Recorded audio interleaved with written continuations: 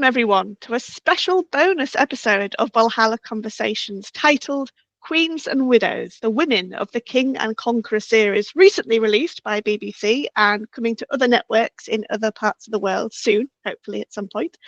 There has been a lot of debate and a lot of talk on this series, not all of it good, and I personally have my own grievances, issues, complaints with that series, but we're trying to be good and neutral on that point because I don't want to waste a lot of air talking about bad stuff. What we can do is take the good thing out of the series, which is that they did present certain depictions, some good, some not so good, of the women behind the men who made 1066 the incredible, remarkable, world country changing year that it was. And I'm delighted to say that my special guest to discuss all of this with me is returning historian Sharon Bennett Connolly. And I have to say, ladies and viewers, that you do need to get her book, Silk and the Sword, The Women of the Norman Conquest, because this is basically the Bible for what the women were doing and how strong their influence was in this era, from Matilda, who was the wife of William the Normandy, Edith Swan-neck and Edith of Merica, the wives of Harold Godwinson. Of course, we've got Gytha, the wife of Godwin, which is Harold's father. And of course, we have Queen Emma, who was queen twice to two kings of England, and she then had two sons by each of those husbands become king of England also.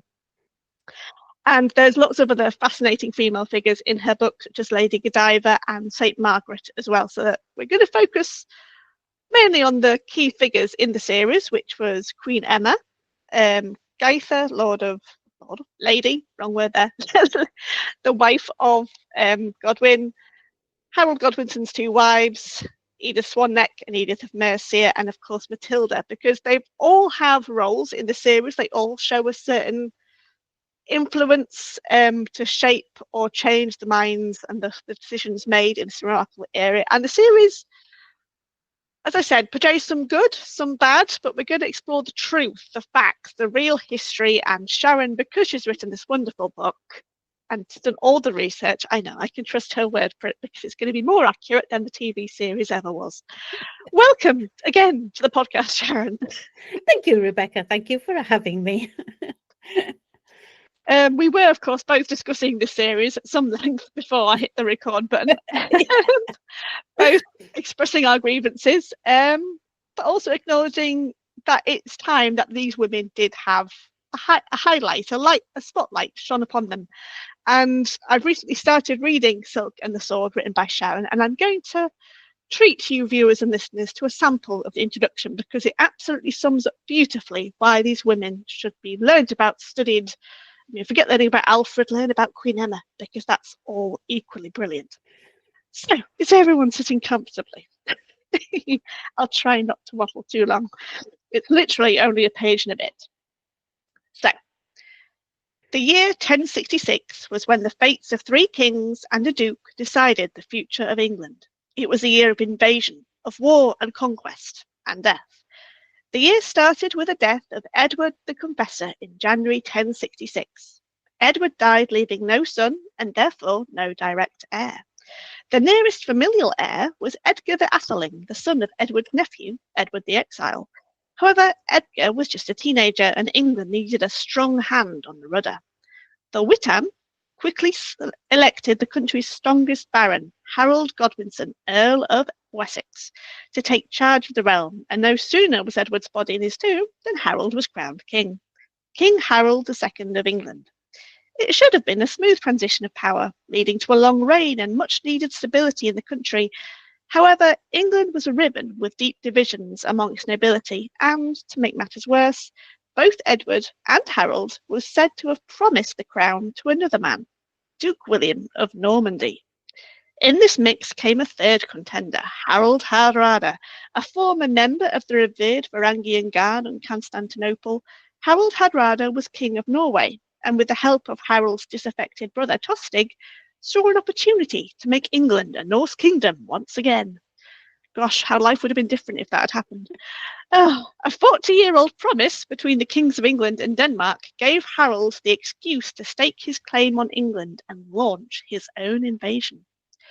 The history books have always concentrated on the battles and the lives of the men involved. You would be forgiven for thinking that women had no place in these male-dominated cataclysmic events. Most studies of the period entirely ignore the contributions of women or sideline them to only a mention on the retelling of the events of that fateful year. However, if you look deep into the story of 1066, of the years preceding it and the years which followed, it is clear that several women had pivotal roles in the history of the era. From the enigmatic and influential Emma of Normandy in the first half of the 11th century, to William the Conqueror's Duchess and Queen, Matilda, and Margaret, the sainted Queen of Scotland, at the century's close, women were at the centre of events. Their contributions gave rise to spectacular legends, from the story of Lady Godiva to the miracles associated with St. Margaret. Their actions and family loyalties helped to shape the country that England would become. The stories of these women are far from straightforward. Their lives were just as complex and fascinating as the great men of their time.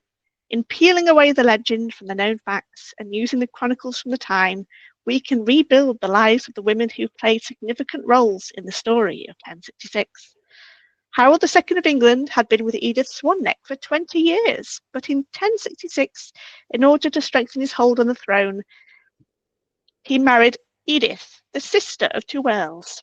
William of Normandy's Duchess, Matilda of Flanders, had supposedly only agreed to marry the Duke after he pulled her pigtails and thrown her in the mud. Harold Hardrada had two wives also, apparently at the same time, and all of these women had their own duties and responsibilities and used their influence over those around them to help shape the future of England. If you want more, please go buy her book, Silk and the Sword. It's available now. So, as your book starts off with, quite correctly, it starts off chronologically with the 11th century. Well, first half of the 11th century with Queen Emma and her entrance into English royal society and how then she very much helped shape physically and diplomatically the events that then followed. So could you, for our viewers and listeners who have never heard of Queen Emma, and just reference, she's always referred to as Lady Emma in the TV series, could you maybe give us a brief introduction onto where Emma came from and her role in this? Well, Emma was the daughter of the Duke of Normandy, although her dad was dead by the time she married Ethelred II. She was married to Ethelred II as part of a peace agreement between her brother and Ethelred. The Vikings had been using Normandy to spend the winter there, and then spend the summers raiding from Normandy, the English shores. So Ethelred II had just lost his wife had died. So he made this agreement with the Duke of Normandy that he would marry the Duke's sister, and the Duke would stop the Vikings from using Normandy as a jumping off point. So he married Emma. Her name was changed on her wedding day to Elfgifu, which is, to be honest, everybody in those days was called Elfgifu or Elfgiver. Ethelred's first wife was also Elfgiver. Canute's first wife was also Elfgiver. So it's like, why on earth change her name to everybody else's name? But yes, her name was changed to Emma. But if you look in the to Elfgifu, but if you look in the Anglo-Saxon Chronicle, she is referenced as the lady. And that's all they give her. They don't give her a name. They just call her the lady. And it's like, this is how significant she was. You didn't need her name. Everybody knew who Emma was. Because she had first married Ethelred II and had two sons and a daughter with Ethelred. And then after Ethelred's death in 1016, her sons were sent to Normandy for safety because Canute did have this habit of killing off Ethelred's sons. And she agreed to marry Canute in 1017, which was, it was quite an interesting arrangement. Canute was about 18 at the time, and Emma had been married for 16 years. So she must have been around 30. But as far as from what I could tell, Canute made a really sensible move in marrying Emma. She knew England. She had been at the height of the English court for 16 years. So she could advise Canute. He trusted her implicitly. She was in charge of the royal treasury. She kept the money. A lot of husbands do that, I know, with I let the wife worry about the money. Well, Canute was one of them. And he and Emma had a son and a daughter. Arthur Canute was the son, which is brilliant. Canute, what are you going to call your son? Well, I'm a whole Canute, so he's half a Canute. And that's how I've remembered it since I was about 6. Yes, that is the non-joke that they have very much become. But yeah, she was incredibly significant as the wife of Ethelred, and then as the wife of Canute. More as the wife of Canute than Ethelred. She does seem to have been in the background with Ethelred. But she was a young bride. So it took her a while to find her feet. And you see this a lot in medieval times, where women don't come into their own until after they've had children, because having a son secures your position. As until that point, your husband can easily discard you. Ask Henry VIII. Well, it's not easy, but it can be done. But when she marries Canute, she's older than him. She's mature. She's experienced, and she brings that to the relationship. But she also makes this agreement with Canute, I think, that he will not go after her sons. They're safe in Normandy, effectively disinherited because Canute's on the throne as a Danish king rather than an English one. But they are his rivals. And when you think that he sent Edmund Ironside's sons to Sweden, who were just toddlers, with instructions that they be killed, Emma knew that was the fate of Alfred and Edward. So she did make this agreement with Canute. I'll be your wife. I'll help you in England. Leave my sons alone. That's my theory anyway. And it seems to be borne out by the fact that he did leave Emma's sons alone. And Alfred and Edward grew up in Normandy. If anyone's watching King and Conqueror and going, who's Alfred? He's referred to as Ethel in the programme. Mainly because they've got Harold harking back to the time of Alfred the Great, so they couldn't use his real name Alfred, so they had to call him something else, and they came up with Ethel. It took me a minute when I was watching it. Who's Ethel? You killed Ethel. Ethel should have lived, not you. And it's like, and she has Ethel as the eldest son, whereas Edward was eldest, not Alfred. So it is confusing in that, but the way they portray Emma, certainly in the early episodes, as being this strong woman is brilliant. It's thoroughly accurate. Yes, I'm pretty sure that she was commanding. And I like the fact that they haven't got her as a torturer like they did in Vikings Valhalla. They saved that one for Matilda, which, don't get me started. We'll get to that one. But they have got the only problem with the programme and their portrayal of Emma as being the power behind Edward's throne is it is totally not true. Yes. She was a significant force behind her first son, the son who became king first, Arthur Canute, who was actually younger than Edward, but he was her son by Canute. And she had, when Canute died in 1035, there had been this agreement where Canute's son Harold, by his first wife, would rule northern England, and Arthur Canute would rule southern England. But Arthur Canute at the time was in Denmark, fighting and ruling in Denmark, and she had no inclination to come to England. So Harold seized the whole country. But then Harold dies in 1040, and Arthur Canute, who had just been planning on invading England at the time, came back to England. Emma had been in exile in Flanders after Harold had seized the whole of England. She'd gone to Flanders. she and Arthur Canute came back to England in 1040 and ruled.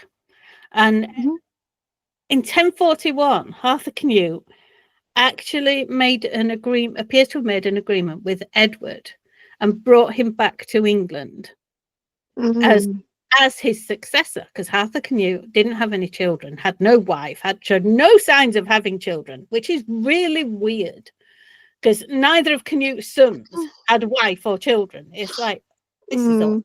So something was going on there, but I don't know what. But Arthur Canute didn't have any children, so he recognised his older brother, Edward, as his heir. And I think, yes, I'm pretty sure Emma had a say in that and was persuading Arthur Canute, England needs the stability. It's not good when a country doesn't have a recognised heir. So if you recognise Edward, there's this, if you get married, have kids later on, well, then we'll change it. But recognise Edward and this happens. So she was behind that. But then when Edward came to the throne after Arthur Canute died, this is what they didn't portray in the programme. There is this seething underlying anger from Edward that his mother had totally and utterly betrayed him. She had left him and his brother to rot in Normandy as far as he was concerned, while she was living the high life with Canute. And worse than that, in 1037, somebody had sent a letter to Edward and Alfred in Normandy saying, now's the time, come and seize the throne. And that letter was purported to be from Emma. And Edward and Alfred both set up separate fleets. Edward raided the Isle of Wight, and Alfred landed in England. And no, he wasn't murdered as soon as he landed on the beach. He actually was seized whilst staying at Godwin's house in Guildford. I think it was Guildford. And he was seized by Harold Harefoot's forces. He was blinded and castrated and sent to a monastery where he died of his wounds. The blinding, as we see in the programme with Alfred Ethel being blinded by being stabbed in the eyes by Godwin. And again, in the last episode, I'll not say too much just in case people haven't got there yet, because we're still on, I think they're only on episode 4 actually on the scheduled programming, aren't they? But I've been watching it on iPlayer to get it over and done with. So the idea of blinding someone was to make them incapable of ruling, because you, as far as they were concerned in those days, you had to be able to see to be a ruler, because you had to be able to fight, you had to be able to lead armies, and if you are blind, you can't do that. The idea of castration, well, that's ended the family line there and then, hasn't it? So it's kind of brutal, but it was something that happened quite regularly in those days. So that happened in 1037, and Alfred died, and Edward blamed Emma for Alfred's death, for not supporting them and bringing them back to England, and for her part in Alfred's death. Whether or not she played a part in Alfred's death, she says she didn't. The one thing about the Norman conquest is we have 2 books that were written or commissioned, rather, by women at that time. One is the Emma Encomium, which is basically Emma's autobiography. She didn't write it, but it's her words. And in that, she says she didn't write the letter to Alfred. So, and I don't think she did either. I think that was probably Harold trying to get his hands on Emma's 2 sons, the 2 rivals to his throne, forge a letter from Emma, get them to come to England and capture them. Easy peasy. And it worked with one of them. It's just Edward got away. So we said the Emma Encomium. The other book is the Vita Edwardi, which was commissioned by Edward the Confessor's wife, Edith of Wessex. So you know how we were saying at the beginning how women were an Mm. integral part of this. Women were also an integral part of the actual recording of the history, Mm-hmm. which is brilliant. You know, it's not something you get all the time. But it just shows how significant they were and how influential they were, because they could actually commission these books. And Emma was a supreme propagandist. She had this Mm-hmm. book written to tell her side of the story when most Mm-hmm. women's voices are silenced. Yep. But she had this power and this strength to actually go, you know what, I'm going to get my side written down before anybody else says anything. Mm-hmm.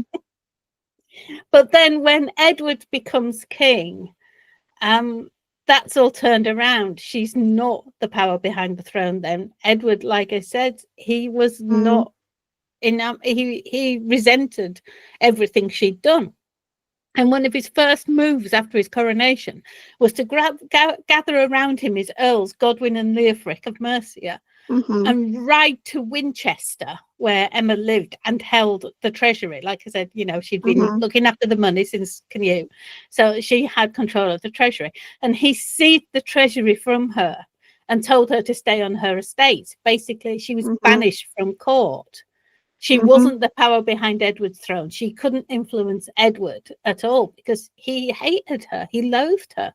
Mm-hmm. They did make peace eventually for the last few years of her life, and she died in about 1052, I think. And I can say this bit because I know it was on Sunday. She was not kicked to death by her own son and beaten Nope. with a crown. You know, she Nope. died. She died peacefully in her bed, Mm-hmm. but without the influence that she'd experienced through her life. But she died in 1052 as well. And yes, you'd look at it and go, well, then why is she in something about 1066? Because she had been for half a century. Mm-hmm. She had been one constant in English history. Kings had changed what? Ethelred, Edmund, Canute, Sweyn, Arthur Canute, Harold the Harold Third, Hairfoot. Mm-hmm. and Edward the Confessor. There had been Confessor. 7 kings in that Mm-hmm. time, and the one queen Mm-hmm. until Edith of Wessex, the one Mm-hmm. queen. So Mm-hmm. that's her significance in Mm-hmm. the 11th century. For the first half of that century, she was the queen. Mm-hmm. She's such a remarkable figure, and I'm so glad I came across the book by Harriet O'Brien, Queen Emma and the Vikings, which is another great recommended read. I would show it off to the camera, Yes. but I've currently given it to my mum, who is retired, so I hope she'd pick it up. She hasn't yet, because she's watched as many historical programs as me, and after she's finished, because she binged also on iPlayer, she goes, who's who, and did it really happen? And so I had to have a long talk with her about how significant Emma was and how backwards they've got the dynamic between her and Edward, and of course the throne. Yes, he was known as Edward the Confessor because of his pious nature, and he supported lots of clergy and church, and of course he brought loads of Normans with him when he came over. He kind of like integrated that. Yeah, because he did grow up most of his adult life in Normandy with very little contact probably with Emma. And I think there's one thing, strange enough, the Vikings Valhalla series got quite right in that they showed Edward being angry that his mother has given his throne to the man she then married, and then to her sons with that same man, because he's been jumped not once but twice. Because of course, like we have in our own royal family, and as Harry quite aptly said in his own biography, kind of like despair. That's what kind of like, so that's what Edward now feels when he used to be the prime next candidate, next in line, kind of like, hey, well, a job for life, you just have to grow up and survive. And oh no, someone else's. Except Edward was never the next in line. He was. Oh yes, that's true. Athelstan. When he was born, he was no, there was an Athelstan.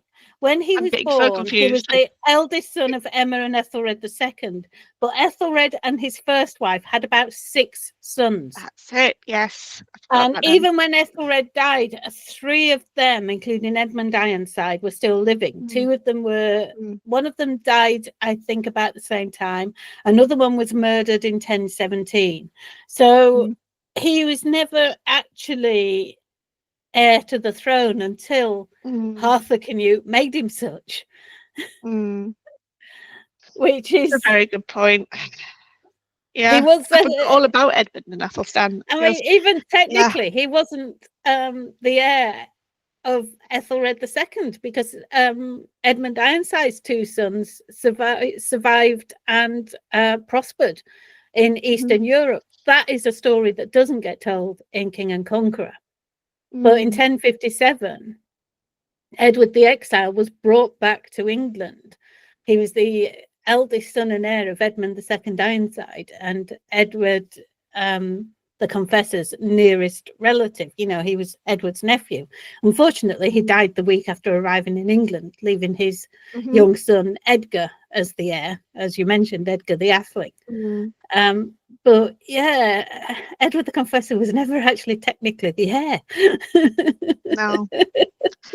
And it certainly kind of like should point out to viewers who have seen the series so far that, well, I guess I should ask you kind of like, what evidence have you found when you're kind of like writing about all this, that kind of like, did you ever come across sources that referenced Edward offering the crown to William in some formal way? Because we know for a fact it didn't come from Enna. We can categorically say that it didn't come from Enna. But did Edward the Confessor do anything like what they're suggesting in the series? There's only one mention of it, and I think it's a Norman Chronicle. That William, the Godwins were exiled from England in 1051, 1052. And during that time, William is said to have, by this one chronicle, to have visited England. And maybe Edward offered him the throne then. But it wasn't Edward's to offer. No.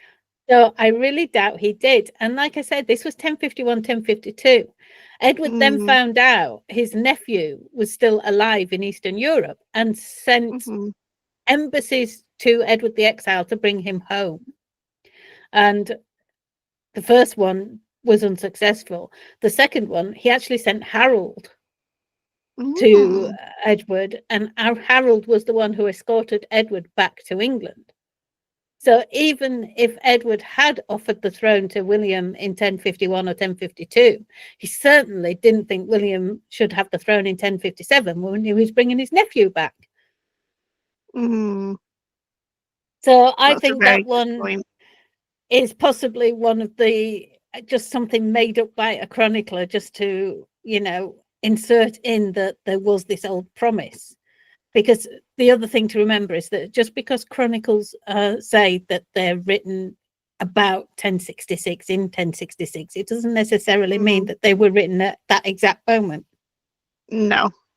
And they'll have been commissioned or certainly paid for by certain powers and people to have certain things referenced. I mean, of course, we've got to, of course, acknowledge that the Bayeux Tapestry, which will hopefully be coming to England's shores after so long, over in Bayeux, hopefully at the British Museum next year or the year after. I can't quite remember. I know there's some people. I think there's some people in France that are very worried about the condition of it to travel. Yes. But some people in the closer circles have said, well, it can be done. Doesn't mean it should not be done. But then if we've just seen, I know I've certainly been watching the Osberg ship move 100 meters at a very, very, very snail like pace in Norway. And if they can move a ship that old, we can move some fabric that old. Yeah. So I'm sure it can be done. But there is, of course, that famous scene of William and Harold Godwinson doing the so-called promise or vow over some ancient relics about who to support for what throne. No, there is a scene of Harold swearing on relics. Yes. Yeah. But what he is swearing, that's not in the scene. It doesn't good say point. Harold promises to give William the throne. No. It's just Harold making an oath. There is the other possibility is a lot of people, some of the chronicles suggest, I think it's Audric Vitalis, that Harold was promising to marry one of William's daughters. Interesting. Or that they were promising that they're both soldiers and they were promising to mutually support each other in war. But it doesn't mean, it's been read to mean that he's promising the throne to William, because William said Harold promised the throne to him in his chronicles, but it doesn't mean that he is. That's a very good point. Because Harold and the Godwins and the Godwins family, I should say, they were still on amicable terms with Edward at the time of that. Well, they were never really on amicable terms with Edward.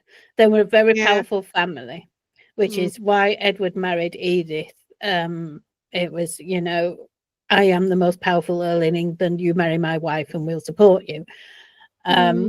Harold went to Normandy, I think it was 1064, somewhere around then. And he was, it is possible he did make that oath, but at the same time, he was in William's custody. William had the power of life and death over him. And a lot of people would say, well, even if he did make the oath, it was under duress. Oaths made under duress are not valid. So what was Harold going to do? But do whatever William wanted while he was in William's power. As soon as he got back, that oath is, and Harold knew that it wasn't up to him or William who became king. It was up to the Witan. Witans made kings, not previous kings. They had to be, yes, a king could nominate who would succeed him, but it had to be approved by the Witan. And Harold would have known full well that the Witan would never approve William of Normandy. Why on earth would they? He had no claim to the throne. He wasn't even English, wasn't even from England. He had no blood in England at all. Yes, his aunt was Queen of England, but that was his aunt, not him. So he had a very dubious claim to the throne, and I think that's why you get all these things about the oaths and things. He's trying to throw every single possible claim to the throne there so that something will stick. To return back to the initial focus of this episode, we've talked obviously about Lady Emma and her, Queen Emma, as I keep referring to it. I like to call her Queen because she was Queen many times over, and led the most remarkable life, almost on par with the length and experience of our own much missed recent Queen, Elizabeth II. Let's talk about Edith Godwin's daughter, I suppose. The Edith, Harold's sister, who married Edward the Confessor. Then, is there much evidence of her role in the royal court, influence, or was she merely a pawn used by her father and brothers, whatnot, get their lineage onto the throne? She was a very traditional queen, from what I can tell. Yes, Godwin persuaded Edward to marry her because, the House of Wessex was very powerful. Edward needed allies, and to be fair, he married her in, I think it was 1047. I haven't reread my book, so when I'm saying think it was, I just know the roundabout dates. I can't correct you anyway, so it's all good. So Edward married her. They weren't already married when he was crowned as in King and Conqueror. He married her a few years later. And when the Godwins were exiled in 1051, she was sent to a convent, and Edward did look into divorcing her, but of course he's a very pious man, and divorce wasn't a thing of the time anyway. So she was sent to a convent, and she was only taken out of the convent when the Godwins forced their way back in. which was a very dramatic scene, which I really do wish they'd actually put into the programme. Because there was this massive meeting on the Thames in London with the Godwins on one bank and Edward the Confessor and the other earls on the other bank. And Edward determined to go to war with the Godwins for forcing their way back into England. And Earl Leofric of Mercia and Earl Siward of Northumbria saying, we are not going to war. Civil war is the worst. We are not doing it. So you're going to have to make a deal with the Godwin because we won't support you in a war. So, and that would have been, ships, Godwin's ships on one side, Edward's ships on the other, Godwin and Edward facing off against each other. It would have been a great scene, but they didn't use it. Same with the riding to Emma to steal to take the treasury back. That would have been a brilliant scene, but they just didn't use it. And that's what gets me. The drama of 1066 is so dramatic. It's like, why on earth change that? But anyway, so yes, so the Godwins forced their way back in. Edith was restored and stayed queen for the rest of her life. She was the one who commissioned the book on Edward the Confessor. And in that book, it was basically commissioned to try and get Edward made a saint, which it did help. He is a saint now, so it worked to some extent. And the whole idea in it, she explains that there's some pages are missing, and they're the ones about their relationship in the bedroom.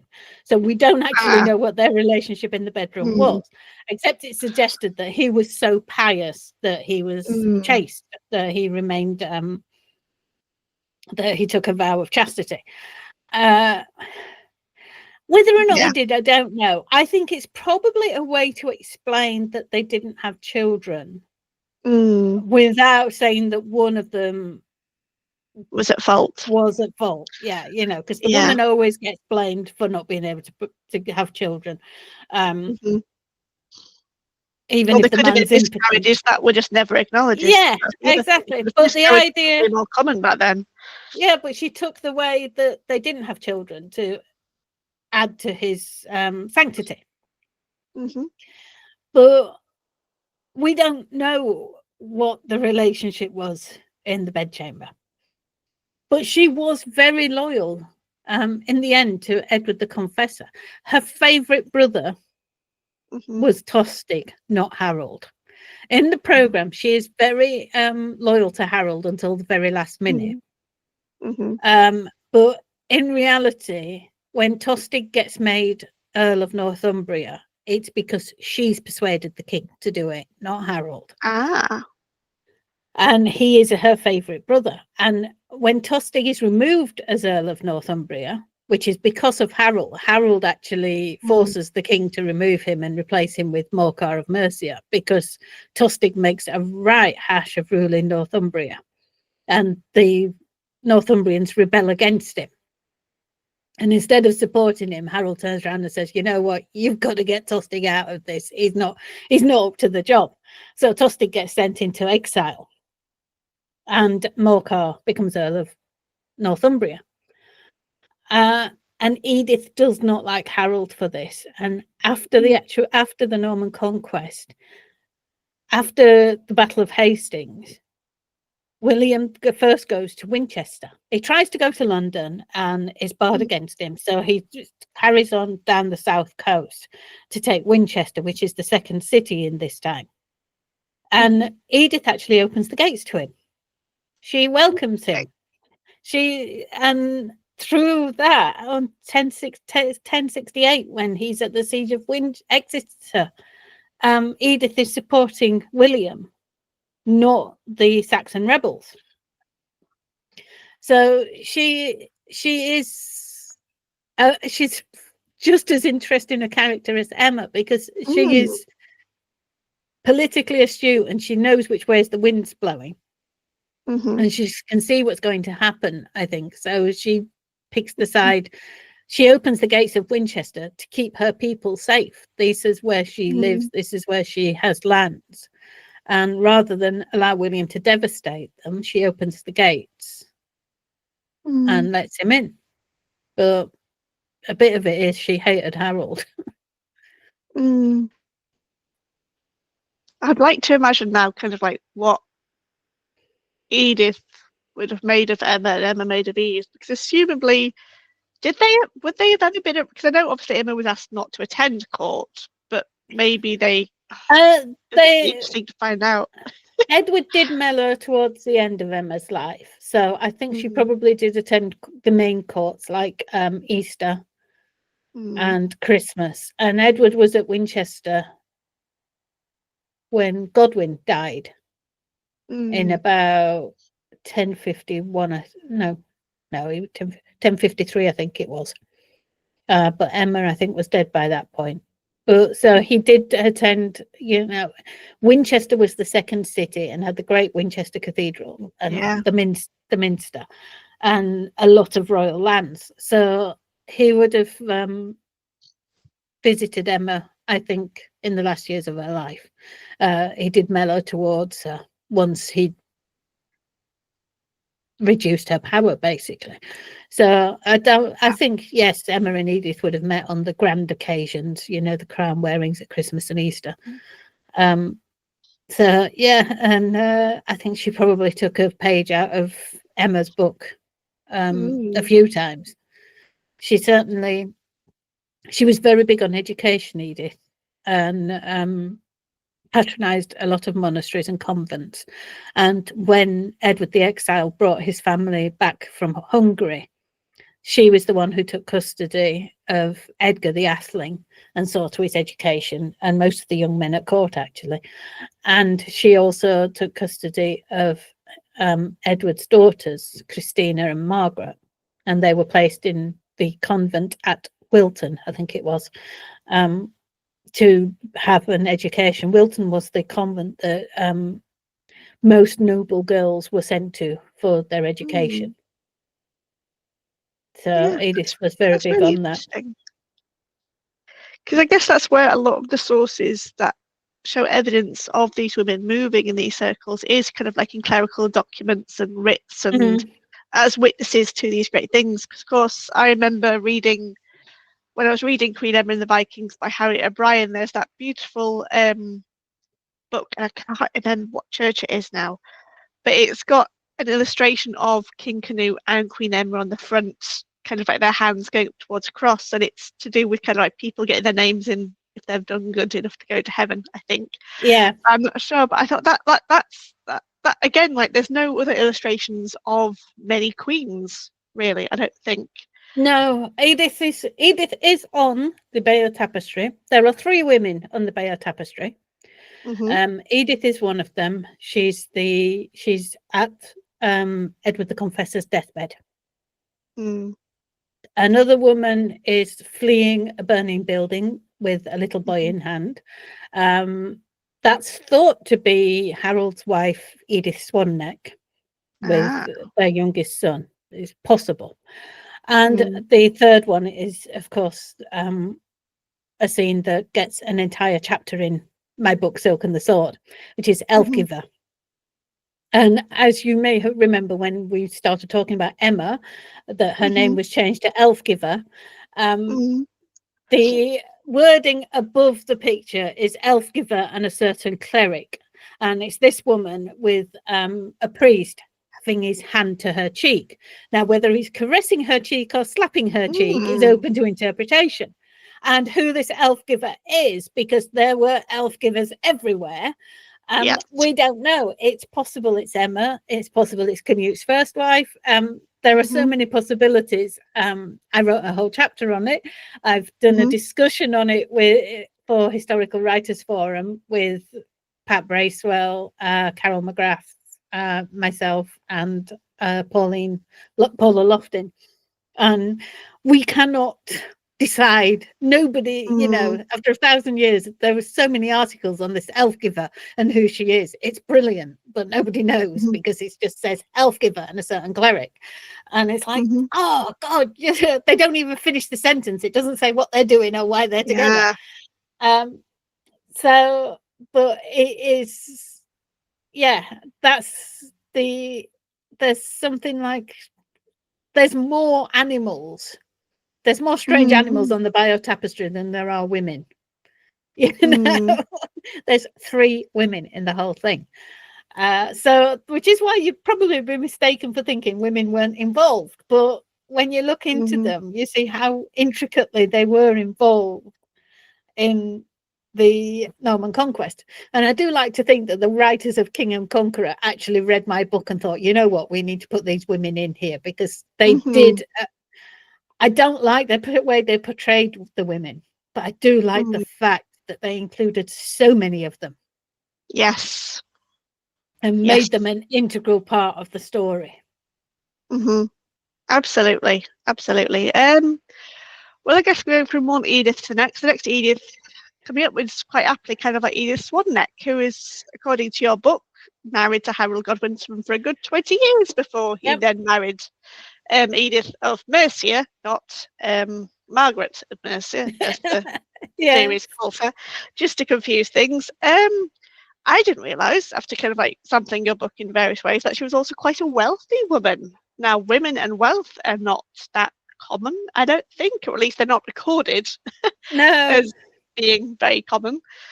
So can you tell me a bit more about how Edith came into such wealth, it looks like, and how she got to meet Harold? She was a wealthy woman in her own right, like you say, which is unusual for the time, except I'm not sure it is that unusual, because Godiva was also a wealthy woman in her own right. I think it's just not remarked rather than unusual. And it's thought that she had lands adjacent. Before, when Earl Godwin was still alive, Harold was made Earl of East Anglia. These earldoms weren't, you did have a sense of primogeniture, but at the same time, where son succeeds father, but at the same time, the earldoms were quite transitory, in that there were these great earldoms of Wessex, Mercia, and Northumbria, but underneath there were these other earldoms like East Anglia, Hereford, that seemed to be junior earldoms, and Edward would hand them out to whoever he thought deserved one. And before, well, his father was still Earl of Essex. Harold was made Earl of East Anglia. And he was given land in East Anglia in Essex, and his lands bordered on those of Edith Swan-neck. And that's probably how they met. And yes, he was her wife. He was her husband. They were married. The theory is they were married in the way Mordanico, in the Danish way, a hand fasting rather than a church wedding, which allowed Harold the chance to be able to disavow the marriage if a better prospect came along. But it gave Edith guarantees that her children were legitimate. They were never considered illegitimate by the law, even though they were by the church. And I suppose it's because of this, you have this idea that in the 11th century, the Vikings were still pagans and the English were Christians, and they had basically a pagan marriage. But Harold was a Christian, and so was Edith, and so was Canute before him. The Vikings had been Christians for 100 years. So, but the idea of having a wife, a handfast wife, and a Christian wife was not new. Canute had done it beforehand with his wife, his first wife, Elfgiva, and his son Harold Harefoot was a product of that relationship, and he was legally entitled. You know, he actually ascended to the throne with no question about his legitimacy. Even though, I mean, the Anglo-Saxon Chronicle goes right over the top with its gossip and suggests that Canute's two sons by Elfgiver were actually changelings and had been either inserted into the nursery to replace dead children, or were the product of Elfgiver's relationship with some priest. I'm not sure. They don't get them when they start writing gossip about people. I'm not sure Canute would have taken that laying down, to be honest. Although, I mean, Canute he was about 18 or 19 when he married Emma.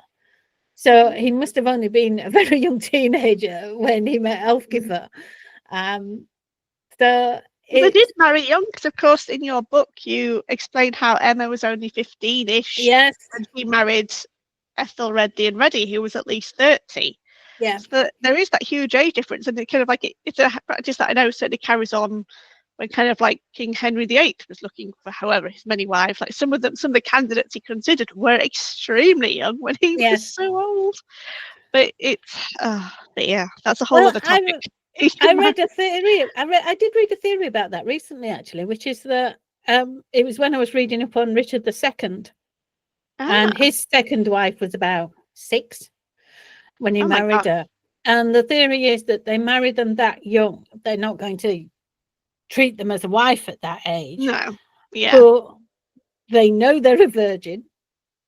That's a good point. And from that moment on, when your wife's 6 years old and then being watched by you for the rest of they're going to stay a virgin until they're ready for you, which apparently was a really big deal for men in those days. And also, you can train her literally to be the wife you want her to be. Oh, yes.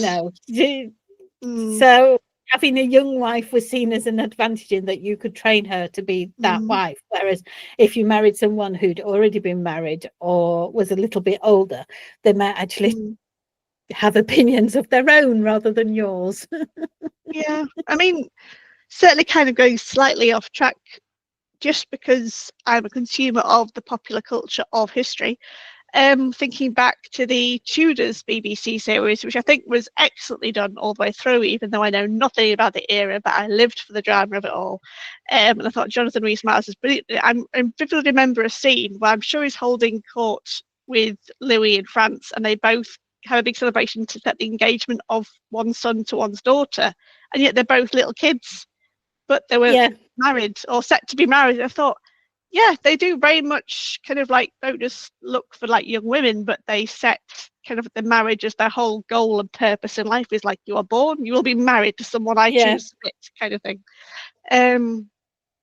So yeah, it's certainly an interesting angle, and of course, as we've seen, kind of like both with Ethelred the Unready's 2 wives, Bersilgifu, hardly heard of, hardly mentioned. Then along comes Anna, and yep, she's trying to fight for her corner. She's trying to have her say as queen. Yes. And that's a touch of that is acknowledged in the series, even though it's incredibly incorrect with having Edith of Mercia having a bit of a spat of power with the Lady Emma, and kind of like how Edith says kind of like, I am queen, I want to know what Emma is doing with my money. Mr. Secretary, you cannot just give money to my mother-in-law whenever she asks. And of course there is that one bit in the series where 3 of the women, I'm not going to say names because it's quite near the end, where they do confront one of the lords, or the earls I should say, of England, and quite right, put him in his place physically as well as verbally. And one of them says, no, you will refer to me as queen. And I'm like, yes, okay, that's all for the power figure of the 21st century. That probably would not have happened in the 10th, 11th century at all. But yes, it's just kind of trying to match different roles with the motives of women we have today, and that we are trying to always address the equality and imbalance. The other thing in King and Conqueror with Edith Swan-neck is you see in the first episode her giving birth and children, and in 1043, because that's the time when Edward the Confessor's crowned, so we know she's just having these children. Sorry for those who haven't watched the last 4 episodes yet, but then the last episode, as we know, is in 1066. These children are still only toddlers 20 years later. Very good point. Never actually got onto that. I think I was just trying to forgive them for anything and everything that I was watching now, because I thought I just can't. I stopped taking notes after episode 2. I thought there's too many. I'm writing too many questions to ask people I know who know Yeah, better than who wrote this. but yeah, they don't. The children don't grow up. And it's like Robert of Normandy, William's son and heir, who's left with Matilda in 1066 while he invades England. He's still only 3 years old, whereas he was about 12 or 14 at the time. And it's like, things like that. It's just like, you've moved them on 20 odd years, but you didn't grow them up. Yeah, and I'm not going to detour down the power struggle that William had with someone else of royal lineage that side of the continent, because that's one thing the series definitely did do, is they tried to almost give both Harold and William powerful figures, powerful challenges that they had to overcome. Harold had Lady Emma. William had someone that I'm not going to name because of spoilers for those who haven't caught up yet. But yeah, they both of them ended in ways that didn't actually happen at all. So we know Edith Swan-neck obviously she had lands. Was it lands that she inherited, or because he didn't come into them through another marriage at all? No, I think they were lands that she inherited. We don't know an awful lot of her origins, unfortunately, so we can't know an awful lot about her, and it's difficult to. Anne Williams has done a lot of work on Edith, and I think she's identified her properly in the Domesday book. Wonderful. So that we know which lands were hers. But we don't know where she got them from. I think she was probably a sole heiress, seems most likely. And she and Harold were together for about 20 years. And even after Harold married Edith of Merica, we don't know where she was in the time between Harold marrying Edith and the Battle of Hastings.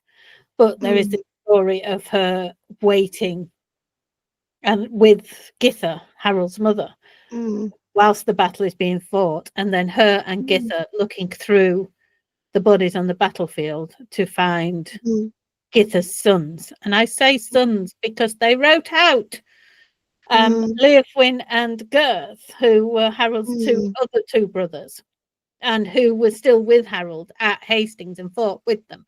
In fact, Gurth was the one who tried to persuade Harold not to fight when they had the family meeting in London before the battle. Gurth actually said, "Let me go, because we don't want to lose if we lose this battle, we'd lose the king. If I go and we lose this battle, then you can still carry on fighting once the rest of the levies arrive." But insisted on he being the one to lead, and his brothers both fought at the battle. And it's one of it was one of the arms, one of his brother's forces who actually did the chasing after the Normans when they pretended to flee, that actually caused the end of the battle. So Edith was then on the battlefield. Harold had been literally, some accounts suggest he was hacked to pieces. And Edith walked around the battlefield trying to find him, and she identified him by marks that only a woman who was intimate with Harold would know, which is either tattoos or old scars or something like that. But certainly not just looking at his face and going, yes, that's Harold, because anybody could have done that. But I feel for Gytha, because she was the most interesting person I wrote about, Gytha of Wessex, because I thought that the book would be Emma of Normandy and then a few other women, and I thought but Gytha took over the book. She is the longest chapter, and she's just such a fascinating character. She's she's related to Canute in that her brother is married to Canute's sister. Ah, interesting. I did not know that. So she is semi-royal, say, which means she was a really Mm. good prize for Godwin. And it was Canute who arranged a marriage based on Godwin's services in Denmark. And she was a really strong, intelligent woman. She raised 6 sons and three daughters. And she was a contemporary of Emma, probably about 10 years younger than Emma of Normandy. Mm. And about the same age as Lady Godiva. And she was just such a strong woman with all this history and so many parts of her story that could have been in the program. I think the best one, the one that they missed the opportunity of, was her fickle oldest son, Swain, who looked about the same age as his dad in the program. He actually claimed that he wasn't the son of Godwin, but he was the son of Canute. He claimed his mum had had an affair with Canute and that he was the son of Canute and therefore rightful heir to England, rather than the son of Godwin. And he was saying this about his mother. I mean, talk about a little, Yeah. Well, Gytha, rather than just ignoring it or laying down and saying, she actually got, I think it was, I can't remember whether it was 12 or 20 women of good reputation to swear oaths that Gytha was a woman of good reputation and just couldn't have done it. But it's the fact that this is what Swain does, you know. The other thing, they don't, I think they have him in the first program, they have him claiming the right to bed the bride. Yes, that really rankles me. I thought, no. Yeah. Just, no. What he actually did was much worse. He kidnapped a nun, raped her, and only returned her to the monastery after the church had told him that he wasn't allowed to marry her. And his son, he also had a son, and it is probably Hakon, and it is probably the son of the nun that he'd raped. And she was only returned to the monastery after she'd given birth. So Swain, and he murdered his cousin. But, you know, they could have made Swain so much worse than they actually made him.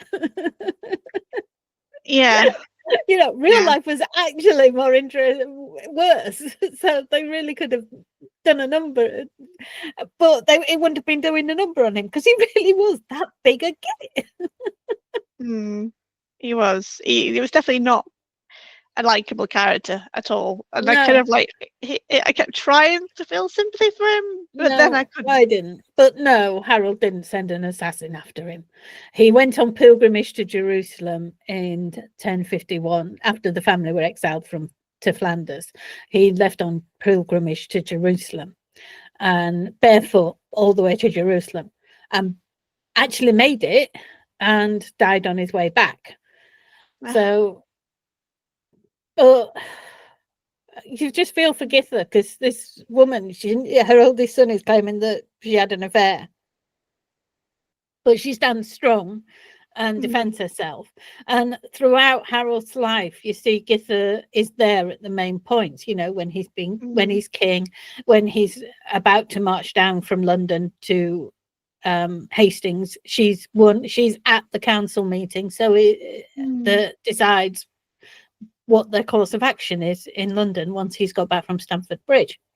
And that's when she's just found out that her other son Tostig is, you know, at the same meeting she'll have found out that her son Tostig was dead.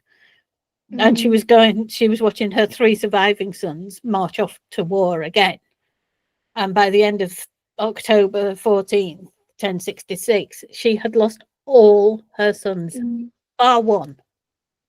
There was one still living, but he was in Normandy, and he had been in Normandy since 1052, when he was kidnapped by the Archbishop of Canterbury, along with her grandson Hakon, and held as hostage. They were taken to Normandy and held as hostages, which is possibly one of the reasons Harold was in Normandy in 1064 to try and get them back.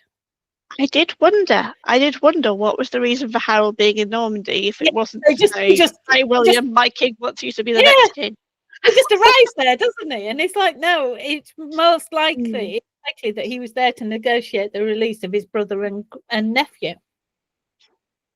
I did find it fascinating, although I think I got myself confused trying to remember the correct history when watching the series, especially when the Godwins were exiled to Flanders, because Gytha, Godwin, Leif, I can't, the one beginning with L, and the Tostig, they went to Flanders, but Godwin and one other they went to Ireland. Did they not? Harold went to Ireland, yeah, and Harold.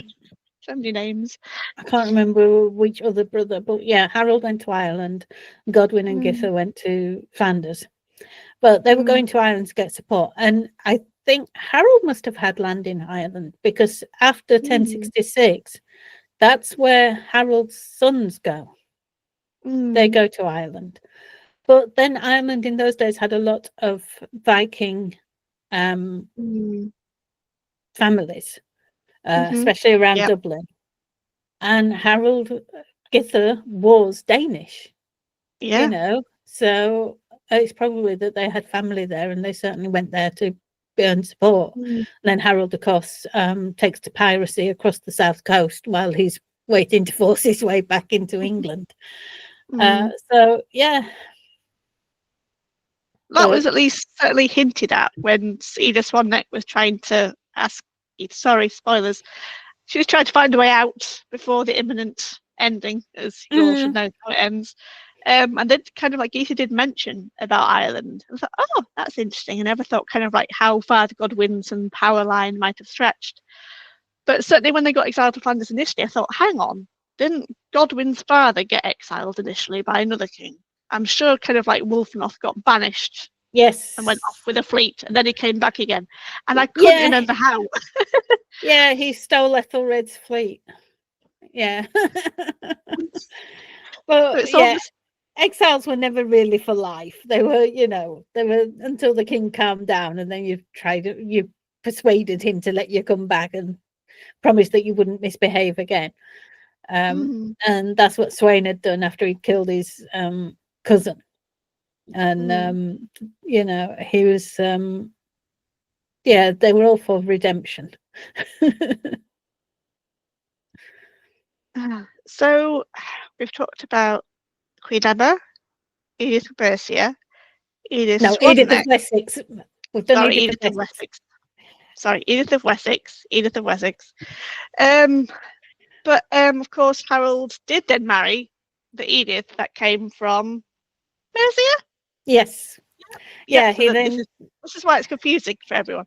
Yeah, well, which is why they changed their names in the program. But Edith of Mercia in the program is Margaret, which is like, seriously, there was Saint Margaret, to be fair, but she'd grown up in Hungary, so you can understand where that name came from. You don't really see it in Anglo-Saxon England as a name, Margaret. It's definitely a continental name. So they gave her Margaret instead of something that would have sounded Mercian. Like, I don't know why they didn't call her Godiva, to be honest. That would have been more feasible. So she was the sister of Edwin and Morcar. In the program, there's just Morcar. In actual life, there were two of them. Edwin was Earl of Mercia, and his brother Morcar was made Earl of Northumbria after Tostig was kicked out. And their sister Edith had been the wife of Griffith, King of Wales. Yes, there was once a King of Wales. And he had been to war with the English.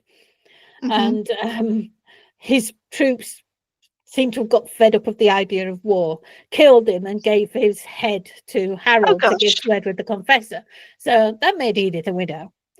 She returned to her family in Mercia, and then when Harold, we don't exactly know when Harold and Edith married, It could have been 1065 or it could have been 1066. Mm. It could have been before or after Edward the Confessor's death.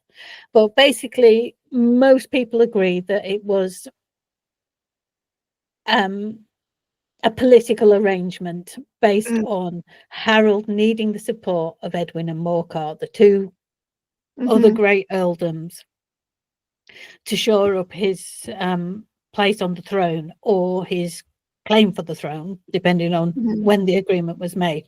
It was certainly Harold went up to York around Easter, just before Easter, 1066.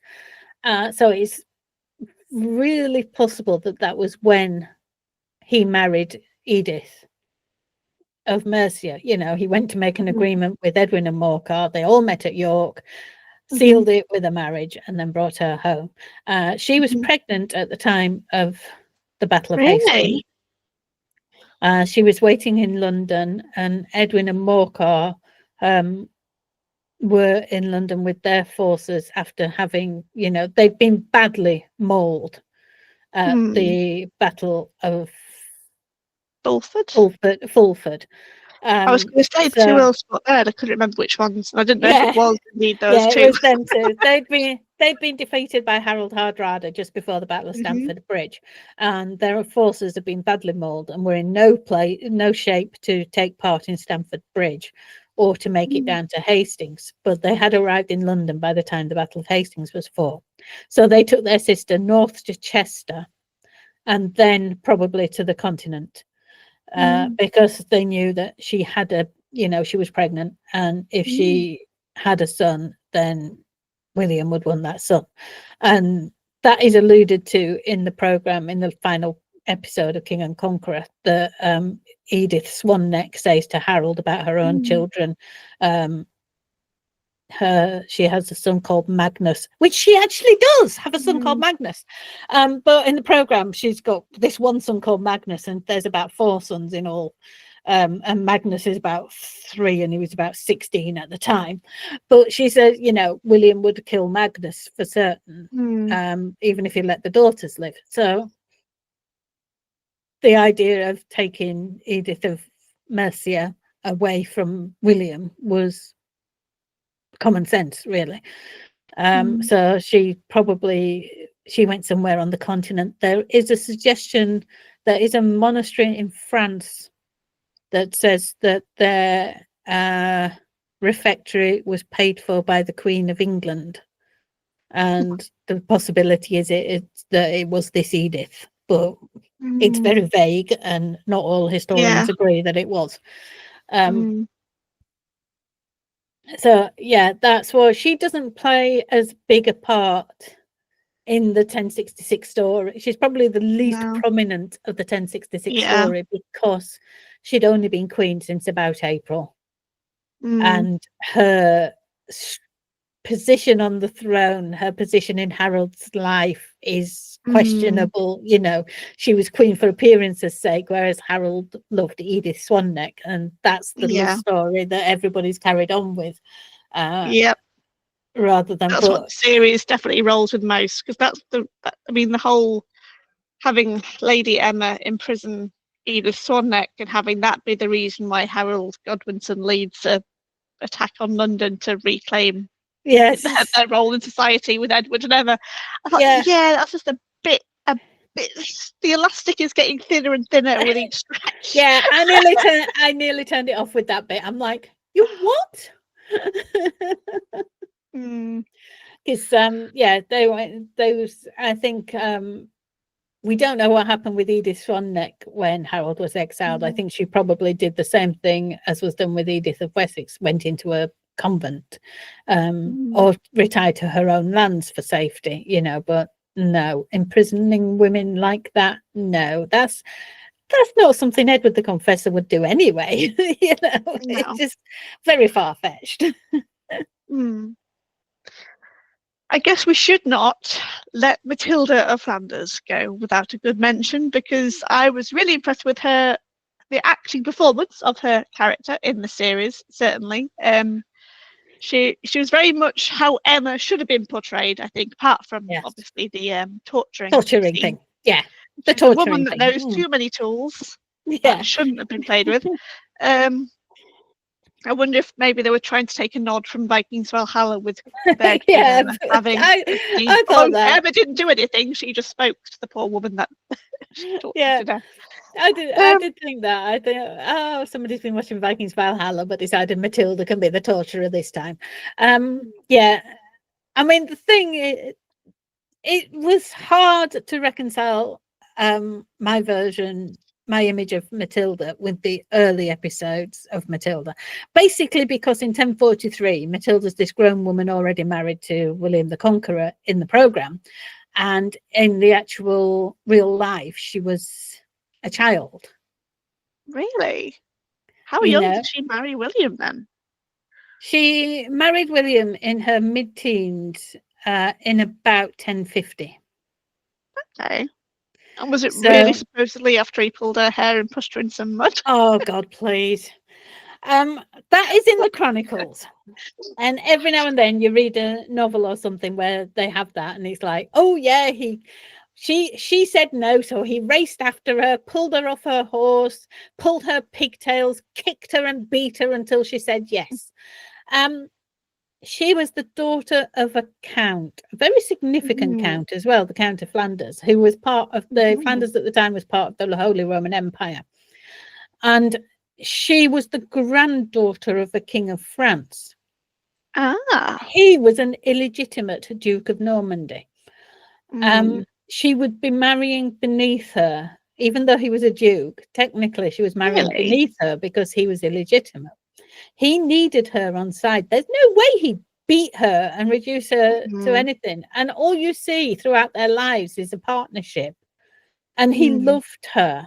He doesn't, there's no mention, there's a couple of mentions of mistresses, but only to, I mean, there's a mention of one mistress that apparently Matilda hamstringed when she found out and had the girl killed, and then died because she was struck by God for actually doing it. When we know she died after a long illness. So it's like, yeah, that's, you know, that's somebody just telling stories. They had a really good relationship. And she did keep a couple of secrets, like she was very fond of her son Robert, and William didn't like him, and they had a falling out. And she used to send Robert money, but she didn't tell William. And she did it through an intermediary. I like her already. Yeah. She did it through an intermediary. William found out this intermediary was giving money to Robert and was about to have him executed when Matilda said, actually, he's doing it for me, so don't execute him, please. It's my fault. So, but she is, like I said, she was still only a child in 1043, so that's a bit, you're just like, oh dear. But I get that they're trying to keep the story, the same characters in the same story. They get the genealogy a bit mixed up as well, because her father, Baldwin, is Baldwin the Fifth, Count of Flanders. And the other lady from Flanders in it, Judith of Flanders, who's married to Tostig, is called a cousin by Matilda and niece by Baldwin the Fifth. Judith was actually Baldwin the Fifth's sister. She was the daughter of Baldwin the Fourth by his second wife and the aunt of Matilda. But they were about the same age. Judith was about only a year older than Matilda, so they would have been brought up together at the court, and they would have probably been brought up more like sisters than aunt and niece. Yeah. Because Judith's father died shortly after she was born, so it was her brother who looked after her education and things. So yeah, they get that bit wrong, which is like, no, she was her aunt. But I got why they did that. So yeah, so Matilda is, what they don't say in the film is that when William is building his fleet to invade England, the flagship, they do show the flagship, is called the Mora, and it was paid for by Matilda, and she gave it to William as a gift as his flagship for invading England. So she was totally behind the invasion. That's nice. Total support of William, and she did stay behind and act as regent whilst William was in England. She wasn't crowned until 1068, I think it was, when she came over for her coronation. And she was already pregnant with Henry I at that point as well, her youngest son. Sadly, that is one thing they do miss out at the end. And they show a coronation scene of William. His wife isn't there. She was still in Normandy. On her own. She's on her own throne in Normandy, thinking contemplative thoughts like, okay, he's got his country, I've got my country. What shall we do now? But they have, and she was in charge of Normandy. The nominal regent was their son Robert, but he was only 12, so she was the power behind the dukedom whilst he was invading England, which shows exactly what he thought of Matilda. He thought of her as a capable woman, fully capable of ruling Normandy in his absence. So that's what I was really impressed with. I'm really surprised to know, because of course I grew up learning about 1066, learning about Edith Swan-neck purely because she's mentioned as being the one who identified Harold Godwinson's body. We never hear at all about Matilda when we're learning in 1066 education, at least when I was growing up. Which is funny, because when you think about it, Matilda's coronation in 1068 is the coronation. It was changed from the coronation of Queen Emma, and it is still the coronation of Queen's consorts used today. Really? It was she was the first one, and she is the example. If you watch the way Queen's consorts like Matilda of Scotland, Matilda of Boulogne, after Matilda of Flanders, it's her example they follow of being of using patronage and that quiet femininity to get your way. It was all done by Matilda of Flanders first, and she is the example of queenship that people follow rather than Queen Emma. And she's also what was I going to say? I was just going to say something and I've forgotten it now. It's slipped my mind. But yeah, she is the one who they didn't put the pulling pigtails and beating her half to death in the program. And the other thing they didn't put in, which I'm really glad about, is the Matilda of Flanders was a dwarf myth. Really? Oh, scandal. Yeah, there was this idea that she was something like only 4 foot tall, and it's a very modern idea. It comes from, I think it was the 1920s. They examined her remains and measured her thigh bone. There's only a few bones left, and they measured her thigh bone, and somebody misread it and said, oh, she was only 4 feet tall. And that seems to have stuck for most of the 20th century, whereas it was actually reported that she was about 5 feet, which wasn't unusual for the time. But there were so many reasons why she wasn't 4 feet. You know, she had about 10 children. If she'd been, and William wasn't a dwarf, so it would have been physically very difficult for her to birth 10 children if she had been only 4 feet tall. Than Gytha. That's impressive. I mean, it's the one thing that always staggers me is how many children these women had to bear and raise, albeit whether in kind of like royal state or kind of like common level, or at least lower levels of society. Because I've only got the one, and she's tiny. Same here. But at least they did show her as as a grown woman, full size, and didn't make that into something, thankfully. And I do like the way they portrayed that she did know Judith, and that they showed that they did have a relationship. I mean, Judith of Flanders gets rough treatment in the program, shall we say, because If you haven't watched it yet, then I'm not going to tell you exactly what happens, but I am going to tell you she survived 1066 and went on and married again and commissioned, commissioned these 4 stunning gospels. And if you just Google gospel books of Judith of Flanders, I think there is a photo of one of them. I saw one at the Anglo-Saxon Kingdoms exhibition at the British Library a few years ago. Oh, yeah. And it is absolutely incredible workmanship on the covers of these books. They're jeweled, they're incredible. And she commissioned 4 of them. I don't think I did put a picture in there. I mustn't have been able to get hold of one.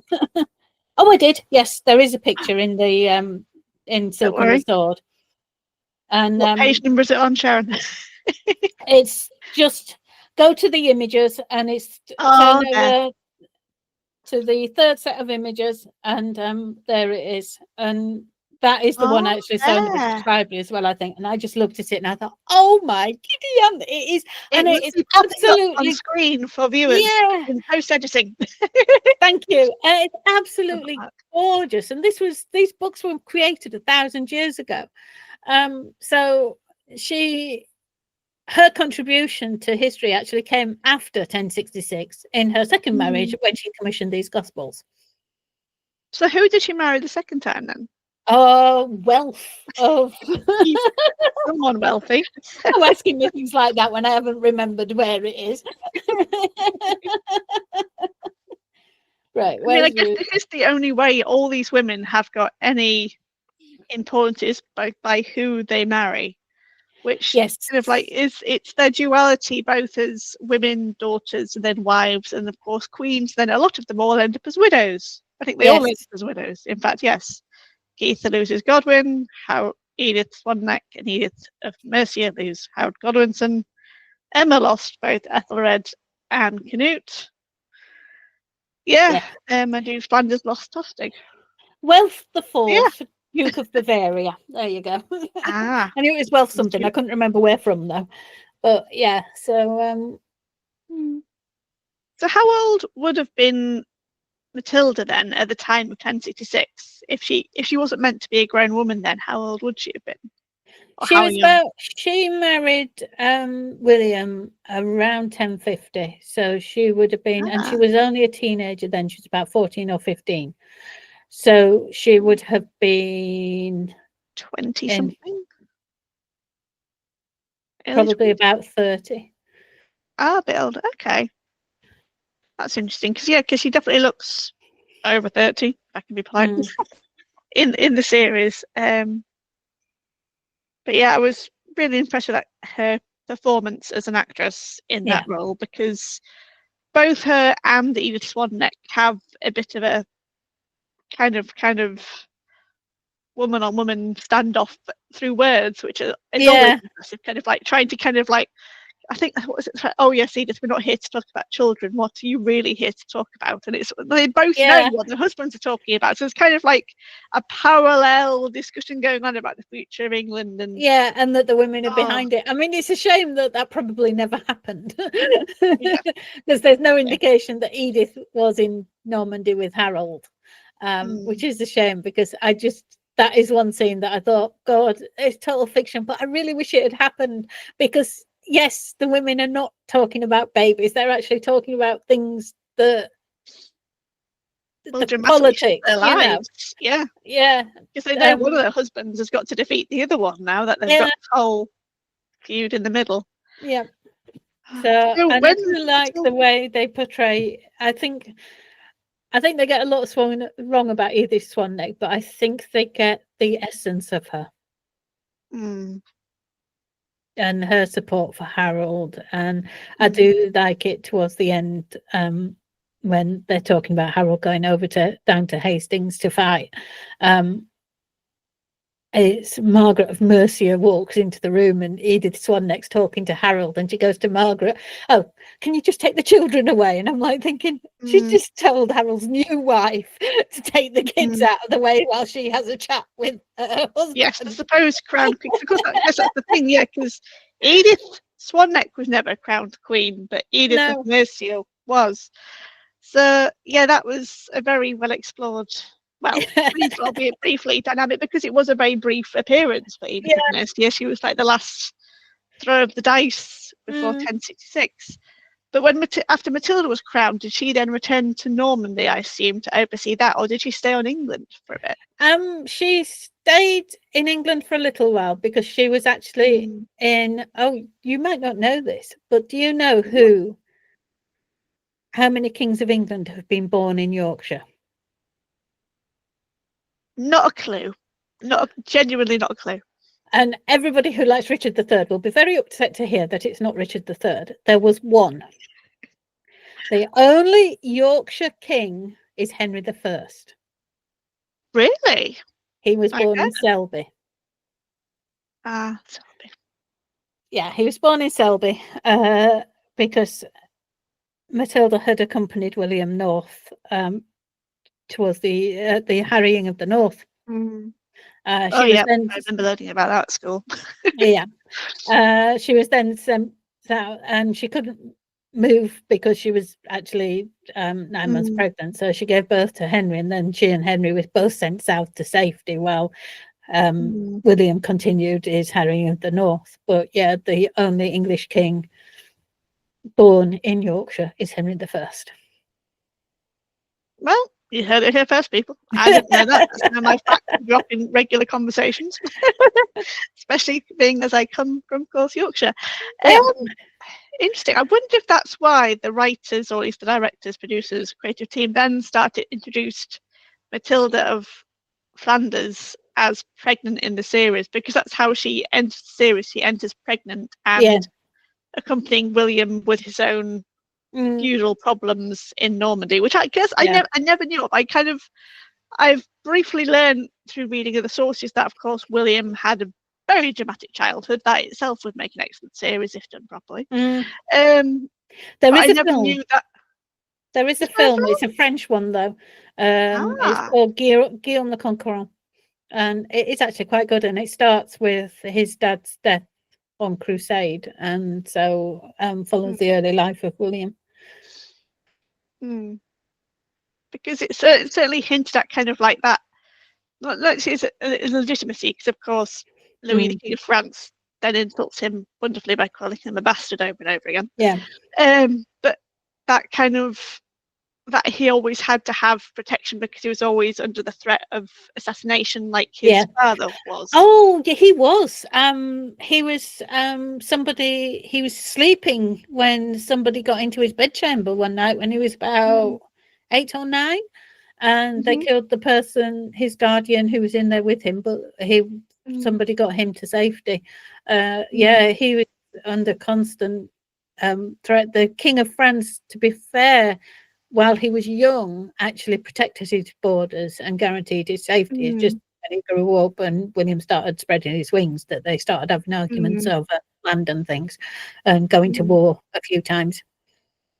Because that was certainly something that they touched on really lightly in the TV series, how the only way William was going to get a united force against King Henry, but also to launch an invasion of England, was by unifying the dukes of Normandy. That he wasn't just the only duke, that there were other dukes again, which was like no, there weren't. There was only one duke, but the others were counts and lords and things like that.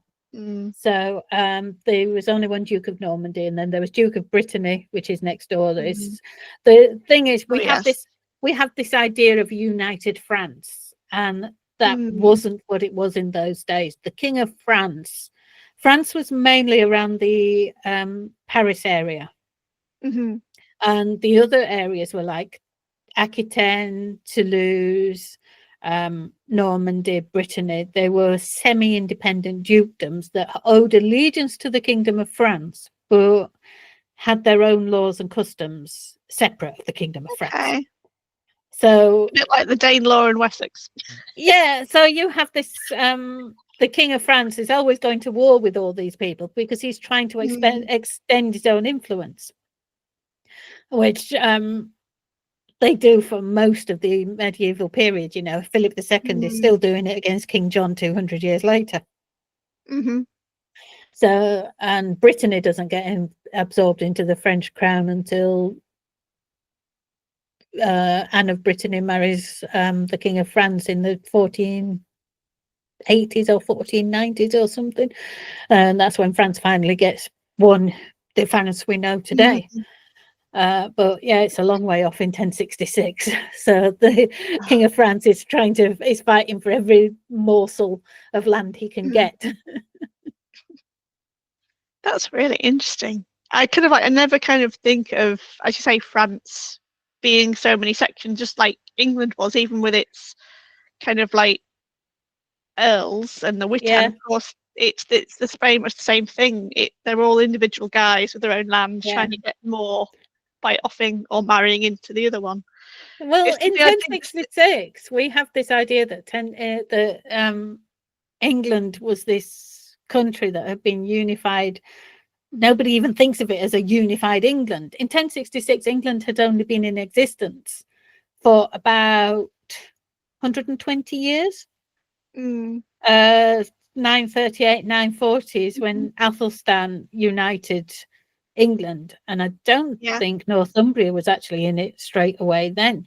So, you know, Wessex, and before then you had the kingdoms of Wessex, Mercia, Northumberland, East Anglia, and so they were still building their kingdoms, and the England of 1066 was actually quite used to being invaded on a regular basis, and had been for a good few years. Yeah, I mean, I will say that on the invasion, I think it was atrocious that they even hinted at, and they're calling for Hardrada to come and save them all. And it's like, okay, I'll just go to the next Scandinavian up the line. We've done Denmark. Yeah, that was a bit odd. Emma going to Harold Hardrada, come and invade. It's like, no, she didn't. No. Well, she was dead by that point anyway. But it was more Tostig going to Hardrada and going, I'll help you, and Hardrada going, well, there was this old agreement between the kings of Denmark and Norway, where if one died, the other one succeeded to all their lands. And he was like, well, I'm now king of Norway, and so I could do that with England. And it was very tenuous, just like William's claim was very tenuous. But mainly it was, if I win the battle, I win. So yeah, it's a very sad irony that kind of like Harold Hardrada had one last victory at Fulford, and then Godwinson had one last victory at Stamford Bridge, and then William ultimately claimed the last victory. Godwinson at the end. So Edwin and Morcar weakened Hardrada so that Harold could defeat him. Hardrada weakened Harold so that William could defeat him. We just needed somebody to come along and defeat William then, but nothing happened. So it is all a great series of unfortunate events. I mean, literally the whole lineage of the kings, one father, then son, then another son, another mother, and then another. As you say quite aptly in your book, it all stems from Ethelred and Reddy and Emma. They laid the foundation for which 1066 happened. Yes. I mean, if any of Canut's sons had married and had an heir, the world would be a very different place. Yes. England would be a very different place. I mean, I still dream of like, what if Hardrada had won? Would they get to both Godwinson and Normandy? That would have been a really interesting, what a crazy world it could have been. I've got a soft spot for Hardrada. I've really got a soft spot for Hardrada. He's like the Superman of the 11th century. Oh, he is. I mean, his life is remarkable. I mean, so equally was Canute. Canute had equally a remarkable life, being the young age he was when Sweyn Thorpe died, after finally getting the throne of England, and then having to deal with Denmark and Norway and that whole feud. Then, I mean, I've got books on my shelf that I will flag up at the end in a final piece on this episode for anyone who wants to learn more about the real Harold Hardrada, the Canute. I know I've certainly read both of them in historical fiction. Justin Hill, great friend between two of us, he's written both Shield Wall, which is the rise of Godwin through the era between Canute and Ethelred and Reddy, and of course Viking Fire, which is all about Harold Hardrada, and I absolutely love that book. Absolutely love it. But yeah, they're just And they're just the men, but they equally. I mean, I guess we should, of course, touch on Harold Hardrada had 2 wives, according to He did, yes. Now, I know, of course, from Justin's own historical adaptation of his life, we encounter one wife that he seemed to fall in love with far off in Constantinople, but then I know he had, I guess, kind of a more formal marriage of sorts with someone else. Could you possibly tell us who? Yeah, it seems to be the other way around with Harold Hardrada, though. He married Edith of Kiev when he was, after he got back from Constantinople. And then for some reason, I'm having to look it up because I can't remember the name of his second wife. All right. And I know I've got it somewhere. So it's just because Thora, that's it. Yes, of course it's Thora. Which is the one he seems to have married in the Danish style, because she was Danish. And but it seems to be that he married Elisif and they only had daughters. So, and they hadn't got any sons. So he then married Thora in the hope of having sons, and he had 2 sons with Thora. So it just seems to be a practical, arrangement. And he seems to have got on with both of them, though. But he took Elisif, he brought with him and left on Orkney whilst he invaded England. But he left Thora in Norway because his son by Thora was left as regent. So he left Thora there to look after him. So it's interesting that, having 2 wives just was not unusual. Was Elisif ever acknowledged as queen in any aspect compared to the other women we've been speaking about? Not that I don't know how coronations worked in Norway, whether it was just purely for the men or whether they did acknowledge the women a little bit. I mean, some even suggest that Elisif was dead by the time that he married Thora, and that she never even left Kiev. We don't know, there's so little information on her. And of course, the main information is from the sagas, and they're notoriously unreliable. So there's more work to be done on Elisif of Kiev, I think, and on Harold's relationships in particular. Because didn't Harold have some kind of, was it the person in power of Kiev, wasn't he an uncle to Harold? Because that's where he sent all his money from his earnings in Constantinople, did he not? Yeah, he was let me get it right. Or is it someone his brother's daughter was married to Vladimir. Was it Vladimir? That rings a bell. Yeah, I think it was his brother's daughter was married to the Prince of Kiev. Okay. Or his aunt, something like that. Yeah. Okay. So I did wonder if there was a familial connection. Yeah, there was. What?